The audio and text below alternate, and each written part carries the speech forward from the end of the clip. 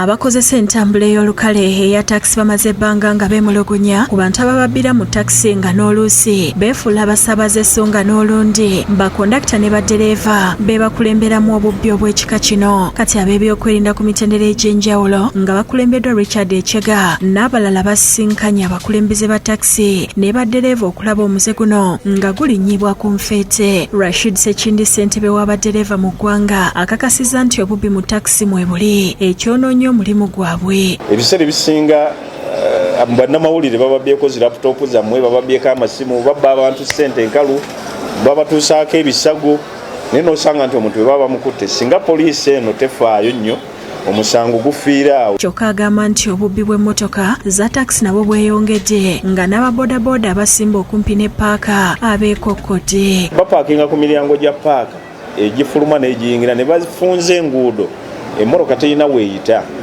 batikka abantu babiri ku boodabooda ekitali mateeka. Mustafa Mayambala amyuka Sekindi alopye adumira poliisi y'ebidduka e Kampala mukadde eyamutulugunya. Kubanga nze Mayambala nga njogedde ne pozisoni yange n'obuvunaanyizibwa bwe nina n'endaga ne documents na buli kimu nga siri mujeemu awedde emirimu, ofiisa n'atampuliriza. Kyokka Godwin Arenaitwe atwala poliisi y'ebidduka mu Kampala n'emirirwano yeetonze olwa musajja waabwe.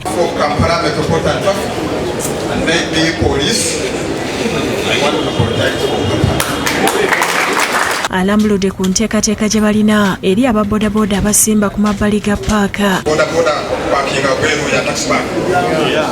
Ensonga ezigenda kutukola mangu sisobola kugagama ng'ejja kugoba leero bati nayongera kuno omukulu wamwe ekyamaani tuli final stage na KCC egenda kukolebwa mangu. Gerard Twishime amyuka Echega asabye abakulembeze ba taxi okwongera okulwanyisa taxi ezitikira ku nguudo kwe zitakolera.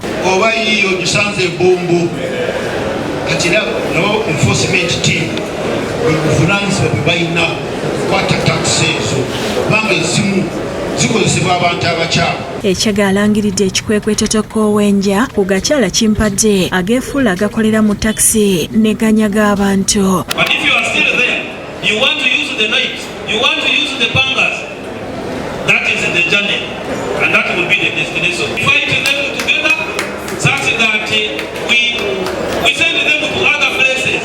Those who want to also send them unless they run away from Uganda. Asabye bannakampala okukolera wamu okuggusa enteekateeka eno. No, we don't want that. We want peace and we move together peacefully. Disan Mutyaba yakusakidde eggulire lino ku Lwabukedde TV.